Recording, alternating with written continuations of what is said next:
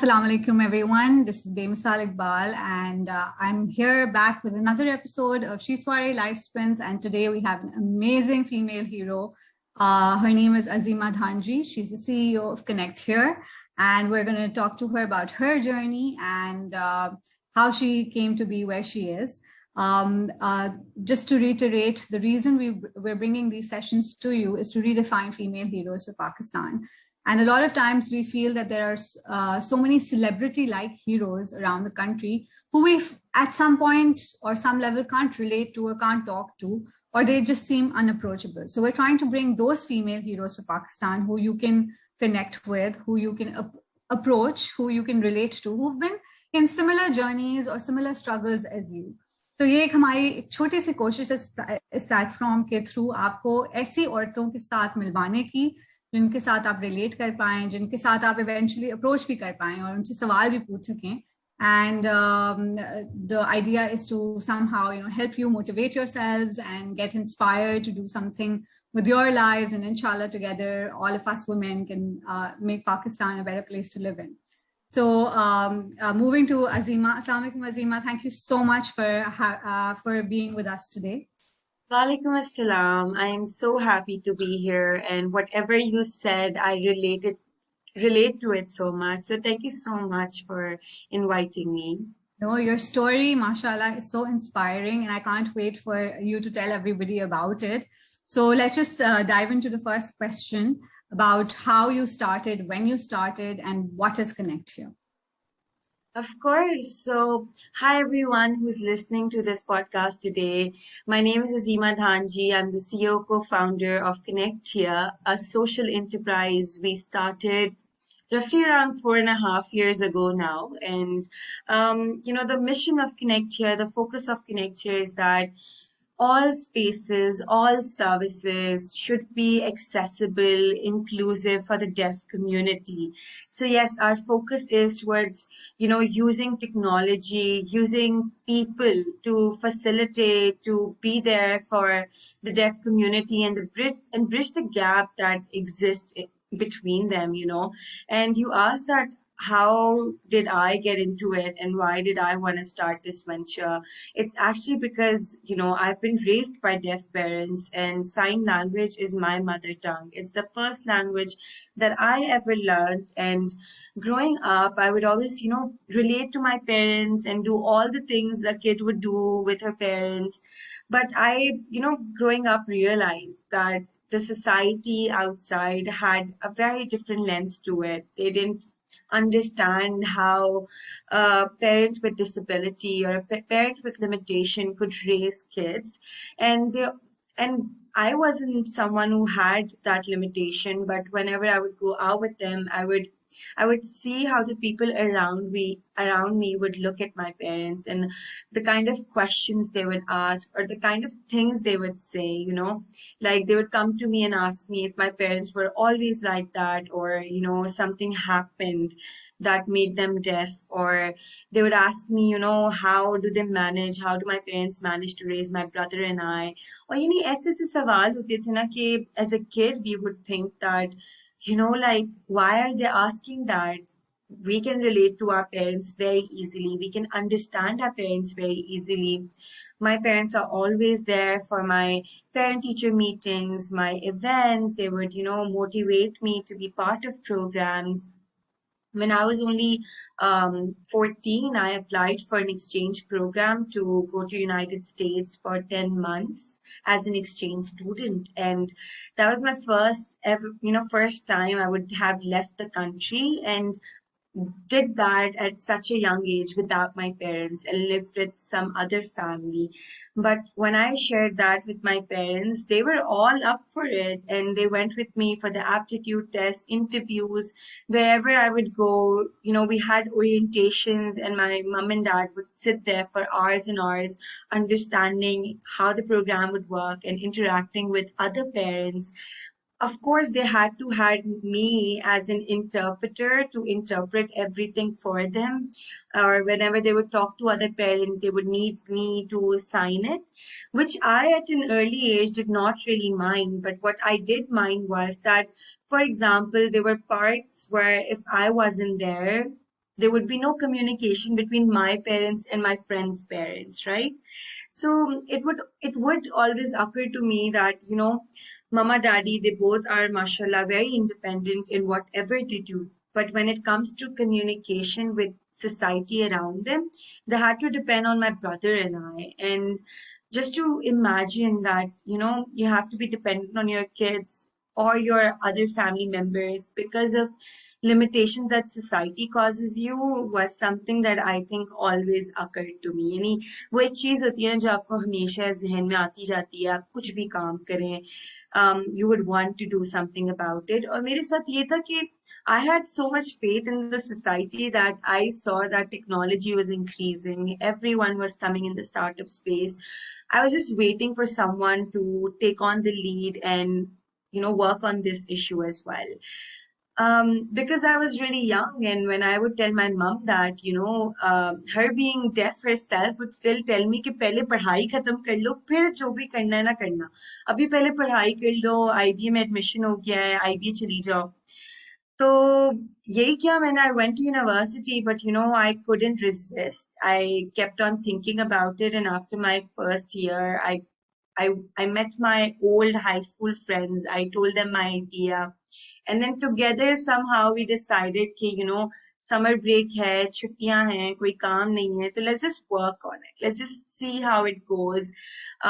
We went to the Nest IO. Jahan was so supportive. We went in and we were like, we have this idea and we want to work on it. And she's like, ठीक है, जगह पड़ी हुई है, आप लोग काम करना शुरू करते हैं.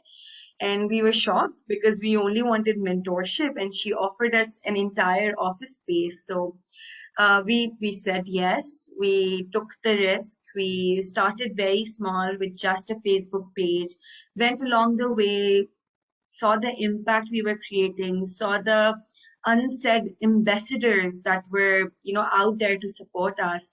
That slowly and gradually, alhamdulillah, ConnectHear now stands in a place with, multiple things that we're doing and multiple impact that we're able to create.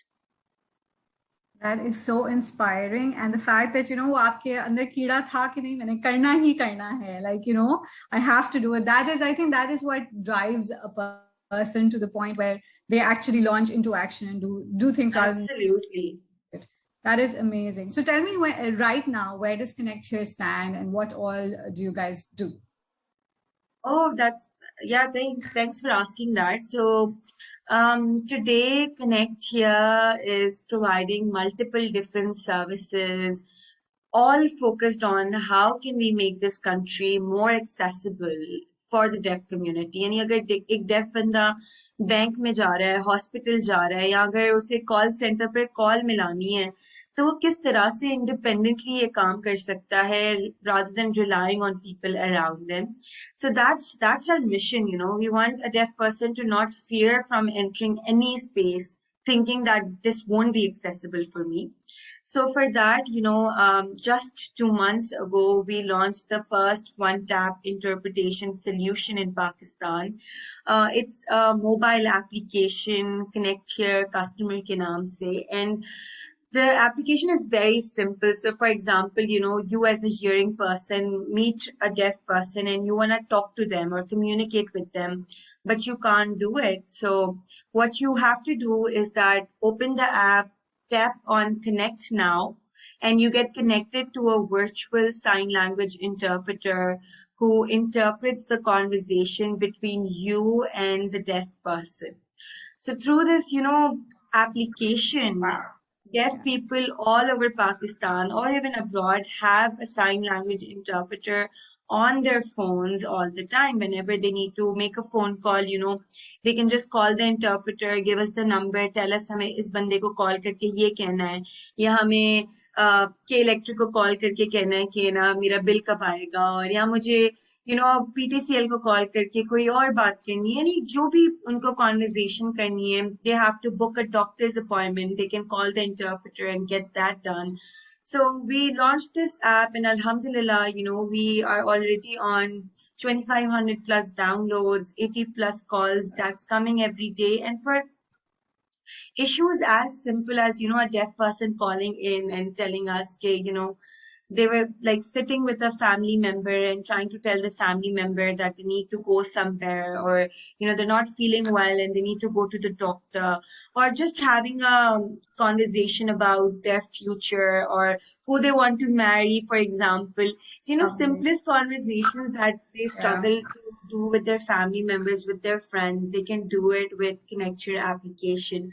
So we're really excited about its growth, seeing that not only individuals, but there are companies out there who wants to deploy the app for their walk-in deaf customers to facilitate them better.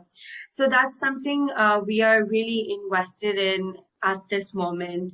Uske alawa, of course, we teach sign language. That has always been our focus. We want more and more hearing individuals to know at least enough sign language to be able to communicate with deaf people or make deaf people feel welcome. So we do sign language classes on our own basis. We collaborate with companies, NGOs, organizations who would like us to teach sign language to their staff members. और उसके अलावा the third thing that we're really focused on is how can we make videos in accessible in sign language. So हम लोग एक news channel चलाते हैं YouTube पे, where we upload regular news videos in sign language so that even the deaf community knows what's going on around them. So again, multiple different services or ideas that we are working on. If we talk about communication, deaf should have accessibility. If we are talking about information, the deaf should have accessibility. And if you're talking about connection, like a human to human connection, that should also be, available and possible for them. So that's something we are on right now. And Alhamdulillah, there's a team who makes it happen. It's not just Azima or Arham or the people who started it, but people who are passionate about the cause. Our followers on Facebook and Instagram who are our free marketing people who just spread our word out there and who are inspiring others to do more. So this is where we are right now, and we really look forward to again our mission of having all spaces accessible for the deaf community. Azima, this is amazing. I mean, kudos to you for first of all thinking up of this, and then making sure that it happens, and it's happening in such a brilliant way. And while you were talking, I was thinking there are a lot of so I'm a mother of two kids, right? So I think from that mother's lens as well, and there Yeah. are a lot of videos, especially for nursery rhymes, where background may whatever the nursery rhyme is, there's a sign language going on, right? And my younger kids, the younger ones, they really enjoy it because then they start copying it. And I was thinking to myself, and there are also books, obviously, which because baby language, if you're teaching them how to communicate, sign language first thing, because there was a book given to me by a friend, and that was a sign language book, but basics, right? Eating, mama, Yeah. all of that. So when that was happening, Hungry. I realized that this needs to be, if it's taught from a younger age to younger kids, it's going to help them so much in the longer run for them, because for them accessibility won't be an issue. Communication won't be an issue, and hence that taboo that you're saying that you used to feel that people used to react or come up to you and ask you questions about your parents, that would cease to exist, because children from a younger age would know how to deal with or how to communicate with the deaf people, right? So it won't be absolutely in society. So while you were talking, I was just like, this is so brilliant that not only are you making that app to connect people, you're also teaching people the sign language, which I feel is really, really important. Yeah, I feel that, we have taught sign language to young kids starting from like 6, 7 years old till adults. We had a grandfather in our class who was 75 years old, and he just wanted to learn sign language because he had a grandson who was deaf and he wanted to communicate with his grandson. That is so sweet. Yeah, that was just so emotional for us. And to see that the age difference that exists, and anyone and everyone can Yeah. learn it at any age. And even young kids, like you talked about, a lot of toddlers, they can communicate really well with baby signs, like you mentioned. And I have also seen कि हमने जितने छोटे छोटे बच्चों को सिखाया है, they learn and they use it. Like, I have taught basic signs to people who live in my community, and then the young kids would come and talk to my parents in sign language, or even say sorry or thank you in sign language, and that just cheers up my parents a lot. And then I also think that society wise, growing up, I've always heard कि ये हाथ हिला हिला के कैसे बात कर रही हो ना, क्यों ऐसे बात कर रही हो. So I think even that perspective would change when people start learning that Hath Hilana is actually proper signs, and it's a language called sign language. Like that's the dream. Yeah, yeah, inshallah, inshallah. And this can only happen with awareness the more that you do. So, tell me something like when you were studying at IBM, when you founded Connect Here, was there any period or any pivotal change in your work life or in your studying or your study life that perhaps built you up as a better student or a better person for Connect Here? Of course, so studying and doing a full business, you have to see where are you full time. Like people would tell me that Exactly. you're part-time doing a business, and I would say no. I mean, I work as many hours as a full-time person, but my working hours are scattered between studying. So I'm a full-time student, and I'm a full-time, co-founder, CEO as well. So I think it was very difficult in the beginning when we did our summer. We dedicated our summers towards starting Connect Here. We just made a Facebook page, but slowly and gradually we started getting a lot of requests to interpret for people, to participate in company-based events, to prepare more interpreters who can go here and there. That it was difficult to manage it with studies alongside. I did have to compromise on participating in IBA society-based activities, which I used to do a lot in my first year, and I had to compromise on hanging out with my friends after classes for chai or for snack, lunch. I had to give up on that, and I had to plan my timetable according to work and study. So अगर सुबह को पढ़ाई है तो शाम को office है, और अगर शाम को ऑफिस है तो सुबह को पढ़ाई है, और अगर सैटरडे संडे को कुछ भी क्लासेस नहीं है तो सैटरडे संडे ऑफिस में या काम में जरूर गुजरेगा.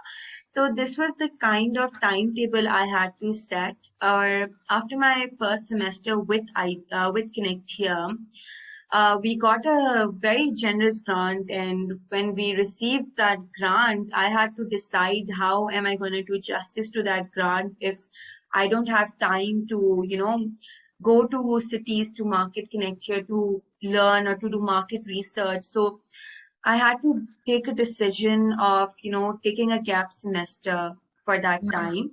And it was a huge, decision for Yes. me, because that meant that I won't graduate with my friends. I won't be able to take my future classes with my friends.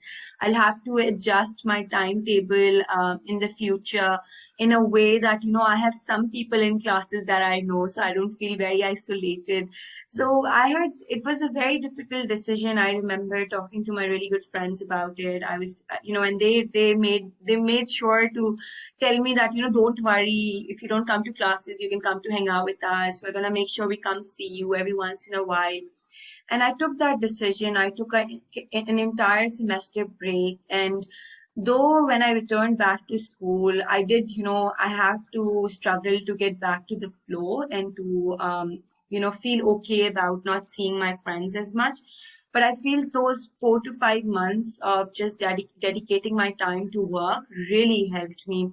That was the time when we did the first ever deaf inclusive concert. I was able to travel to 3 to 4 cities and meet deaf communities over there. We were able to, have a team sitting at our office and facilitating the deaf community. We worked with companies alongside as well. So I think it was just a very important decision and a risk to take. And Alhamdulillah, today when I sit and I look back, I am glad that I did it because it taught me a lot. It taught me how to compromise because I'm always a people and friends person. I want to make sure I don't miss out on anything. But then it taught me that you have to learn how to compromise if you want to run a company.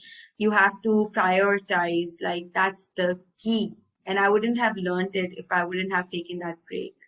No, and it's really important to sometimes just, accept to yourself that, this is what I need right now, like regardless of what everyone else might be doing, this works better for me. So I'm so glad that you took that break. Coming to that concert, I was seeing you also did Rotman Yeah. on your website. How did you manage to do that? Like, that was really interesting for me. I was like, how did they conduct it? That was such an exciting experience. It was mind blowing. So basically, I think this was 2018 where we were able to do a lot of like major projects and projects that involved hearing and deaf community and created a lot of brand name for us as well. So we did the concert, then we did a theater competition for deaf I saw that. community. So when those things happened, I think, it knocked on everyone's head, ke yaar, you can make any event हो सकता है accessible, right? Ji Like, and it wasn't just us thinking, it was hearing people thinking it as well. So something like that happened. The Rotary MUN team, they reached out to us and they were like, we were there when you did the theater competition at IBA. I'm a student at IBA. And I think that all spaces can be made accessible by just having sign language interpreters and inviting the deaf community. So we're doing this MUN. Do you think we can make it accessible? And, we had to study it. We had to understand how can we make it a very equal opportunity. So it wasn't like we did an MUN and the deaf community came and they were just there for the fun part. No, it was an equal opportunity where they came, they had a committee that was focused on one goal. And the committee participated in, they pushed out mandates that they had in their mind, and then they came up with a concept paper and then they voted for that concept paper to like get selected. So like it was an entire process, and the chair for that committee was hearing, and the chair had a sign language interpreter dedicated to yeah the chair. The students had a sign language interpreter dedicated to them, and the students were really on point. Everyone wanted to speak. The chair had to understand everyone's perspective. I think the first time when they did it, the committee was focused towards how can Pakistan be made more accessible for the deaf. So it was relatable to them. The second time was more about the environment. How can, youth support our environment and make environment sustainable? So they had, training sessions where they were trained how to participate in MUNs because for all of them, it was the very first experience. And, some of them got awarded as the best delegate, the honorary delegate. And when that happened, it was such a proud moment for them. So we did Rotman twice. And the best part, I would say, is that it was done as an equal moment. It was not, sympathized in a way that deaf people can't participate. They looked at the landscape. They have ideas. They can participate. They gathered their thoughts. They let them, just share their experience and their thoughts, but just in sign language. And that was the only difference.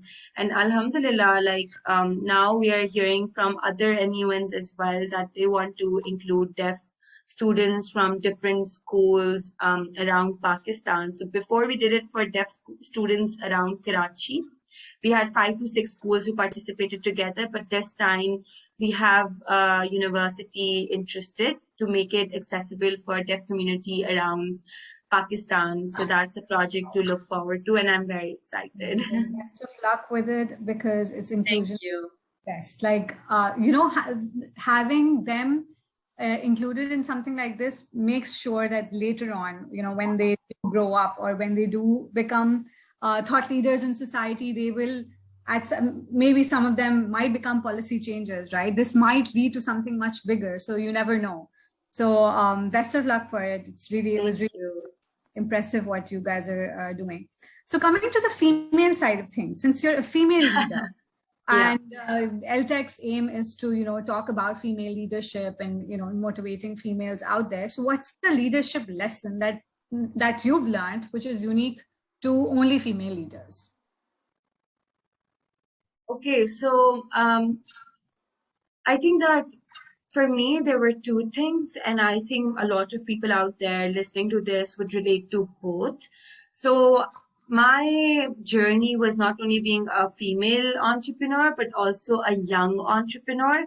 Because when I started, I was only 19 years old, and a lot of time people didn't take me seriously, not just because of my gender, but also because of my age. And thinking that it's just the age that's creating the passion and not my commitment to it. So I would talk as both a female and a young leader and a young entrepreneur. I think the number one thing that I have learned is persistence is very, very important in your journey, right? You as a leader is looked up.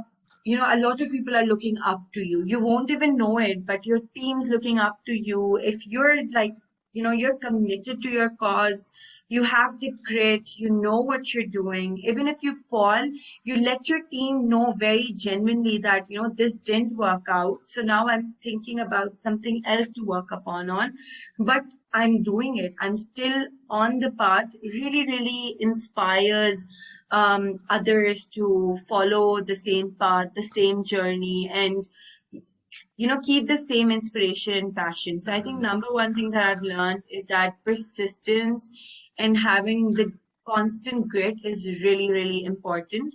Second thing that I've learned as a leader is that you can't you shouldn't have the thought that if I am a leader of a company or of an organization, only I should stay the leader. You should inspire others to become leaders, and you should inspire others to have the same image and the same persona that you had. Like in my team, we are really focused upon how can we delegate responsibility to other team members, and help them to grow and improve. And when they do it positively, how do you tell them that they're on the right path and you congratulate them? And how do you, when they're, stuck, how do you inspire them to come out of that and think of solutions rather just giving them solutions?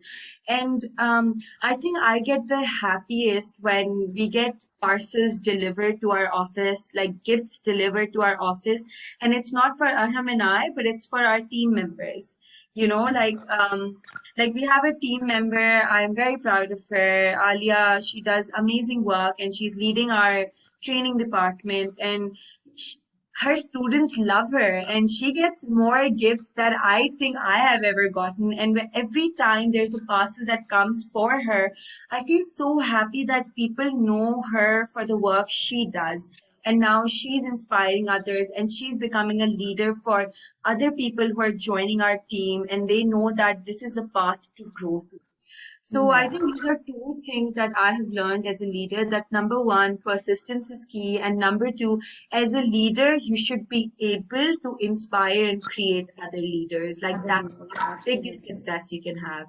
Absolutely. And what's the point of being a leader if you have to keep it just for yourself? I mean, you need to spread it. You need to teach other people how to do the same in order for it to actually move forward and build up. Beautiful. Yeah, I mean, you'll be able to sleep if there are other people in your Absolutely. team who can take care of some stuff, right? Like I'm so thankful Exactly. for my team. If they're there, so I'm able to have 1 extra hour of sleep. So thank you, That's team. so best work related advice that you have ever received from others that you would want to impart to other females out there. I learned this very, very late in my journey, but the one lesson I've learned is that you should be okay to let people go who are, struggling to stay as a part of your team. Maybe they have other things they want to pursue, or they have other inspirational work to do. You can try to, inspire people to just stay and stick to your company. But if they're not 100% there, then, they're not doing their 100% to grow your team. So I think, again, I mentioned it earlier, I'm a very people's person. So I get very attached to every team member who's out there, and I'm really like, everyone calls me the mother.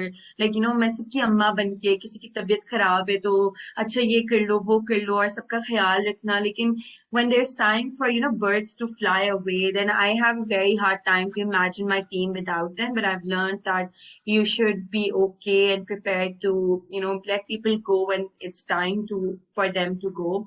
And the second thing that I've learned also very late is that it's okay to give yourself time to relax. Like if you feel that, something happened and you're heartbroken and you are confused and you need to take off for one day, it's okay. It's okay to take out time to breathe.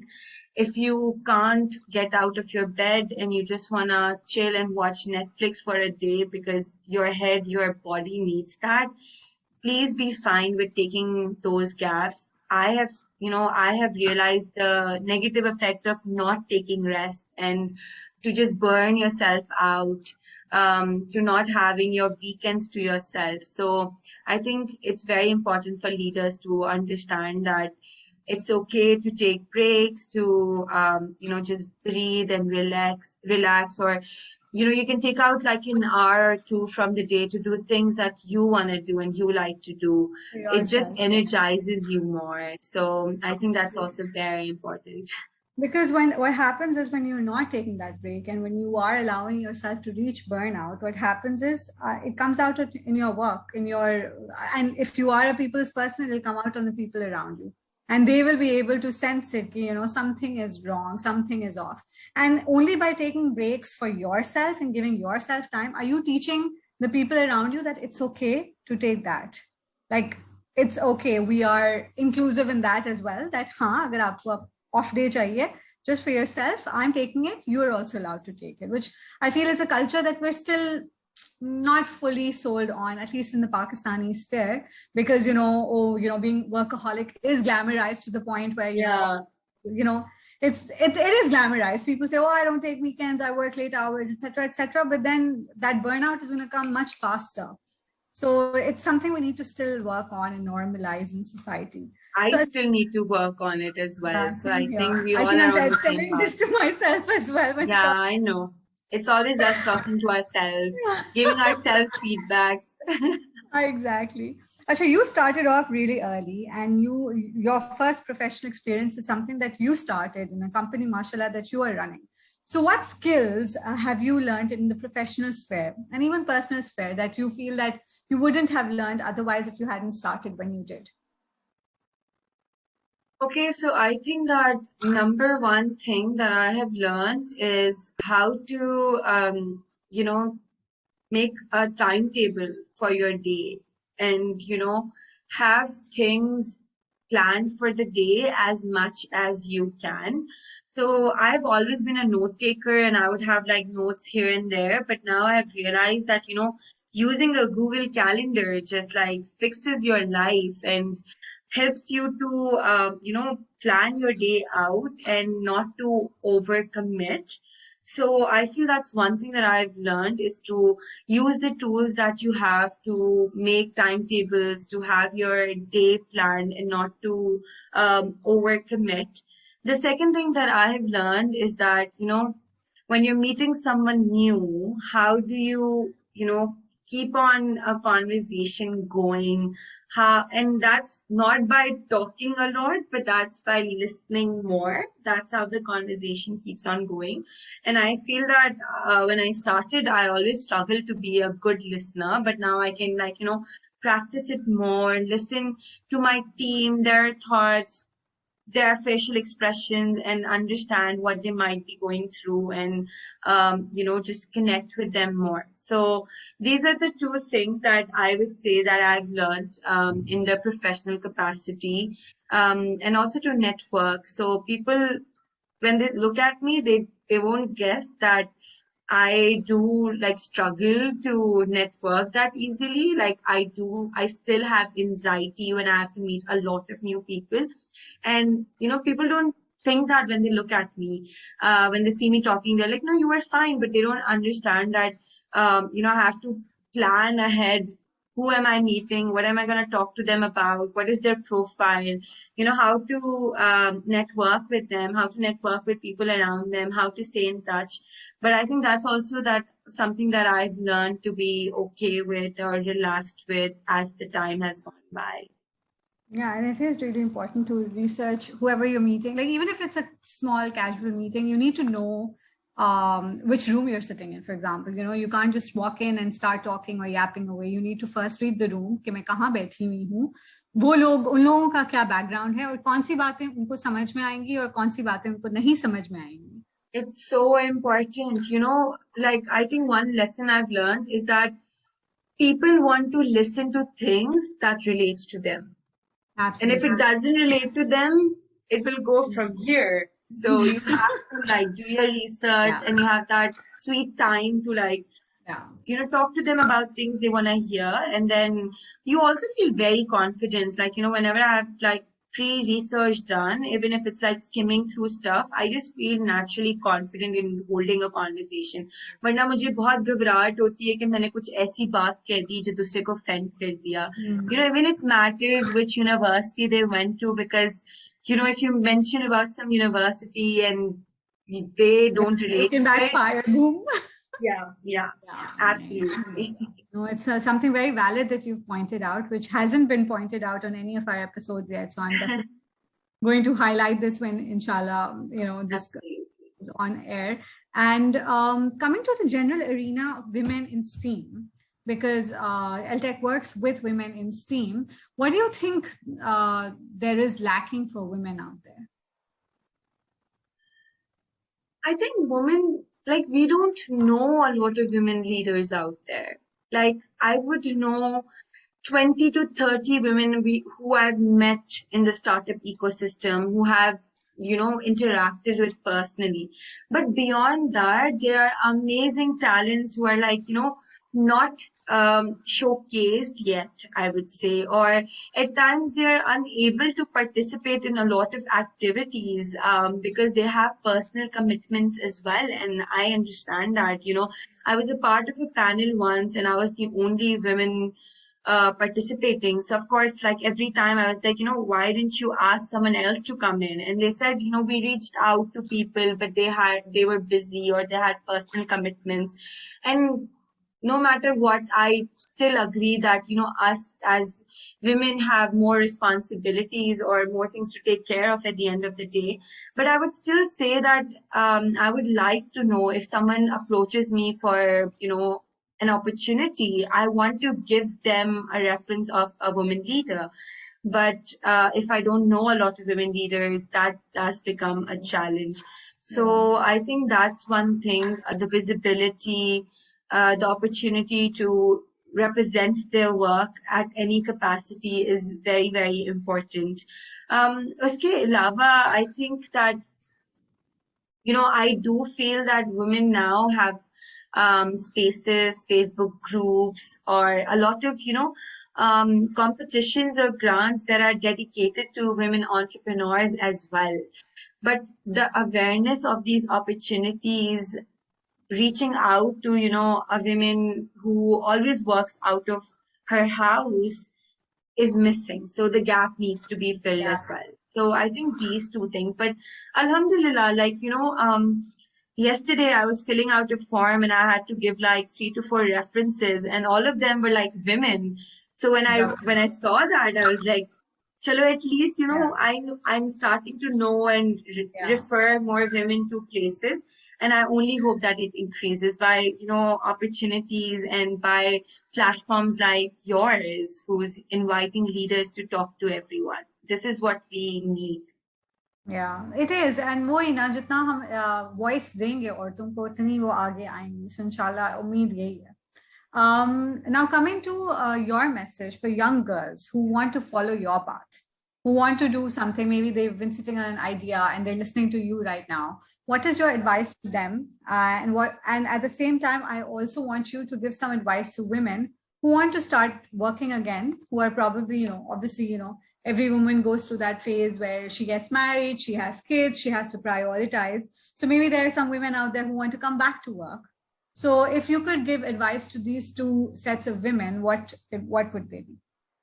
Okay, so number one, the young girls, the young female out there, or even, female who have been sitting on ideas, who want to make it work, start right away. Like that's my first advice. And we started ConnectHear with just a Facebook page. We would make videos out of our phones or out of borrowed equipment and just put it out there.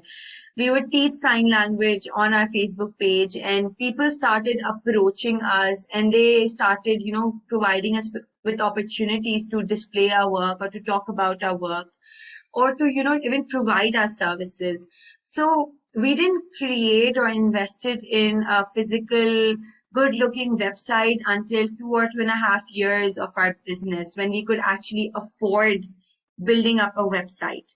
So I feel that a lot of us have been told that to start a business, you need to have a website, you need to have an application, or you need to have something very prominent that you need to invest capital and invest a lot of time into. My advice would be to start right away, start with a Facebook page, an Instagram page. You have so many third-party platforms. Just, put yourself out there, put your work out there, and see where your path in your journey takes you. Maybe the smallest work you do, the money that brings to you, the money that you earn, you can invest it into getting a website or getting a writer, or getting things that are prominently big. But if you're gonna keep on sitting and hoping that the money just comes to you automatically, I'm sorry, it's not gonna happen. So my advice would be to, just if you're passionate about it, start with any platform you can and just keep at it and see where your journey goes, right? The things that we're able, like we have an office space now, but until like 3.5 years of our business, we were working out of, incubators, or we were working out of a room in our co-founder's office. Co-founder's house. We converted a room into an office space, and we were working out of there. So we tried to, make the most out of the free things that were available, and Alhamdulillah, it helped us out a lot. So if I can do it with zero money, you guys can do it as well. And to the women who are returning back to their work life, first of all, I don't know if I am at the right place to give any advice because I haven't been through it myself. But if I can say something, it would be that a lot of corporations and a lot of organizations are now running CSR programs that are focused on women returning back to work. I know Nestle is doing one for sure. So, look up these opportunities and apply for it, and give your best, be honest and be truthful to yourself, and for the best inspiration on how to stick to it and how to stay steady to it, and how to, kill your ego and be fine with the work that you're starting out with again. Watch the movie The Intern. I think it has the best message for people who are returning back to work. I think it has a lot of small things that if we implement in our lives, we can go ahead as well. So these would be the two things. Brilliant pieces of advice, and just you've said it in the most beautiful way. So, mashallah, you talk so beautifully that I feel like I really hope people can benefit from everything that you are saying. Likewise. But, yeah, you remind me so much, by the way, Azima, of what I used to be when we started off Orange Tree Foundation. Because then again, छोटी चीजें होती हैं, ये office चाहिए, website चाहिए. Don't go for all those shashkas. That will happen with time. If you are true to your passion and you're honest about it, or सबसे important आपकी नीयत साफ है, Allah Ta'ala opens ways Absolutely. You imagine. So just dive in, like you said. Acha ji, last question that we ask of all our Soirée guests, a message for LTech and women in STEAM. My message would be that, I think we all need to support each other, reach out to each other whenever we need anything or we need guidance, we need support, or we need their office space. So, anyone listening to this podcast, this video cast, I'd say, if you want to reach out to me for the simplest of things, you want to discuss any ideas, or you want to use my office space for any shoot or anything, just feel free to reach out and I'll be happy to help.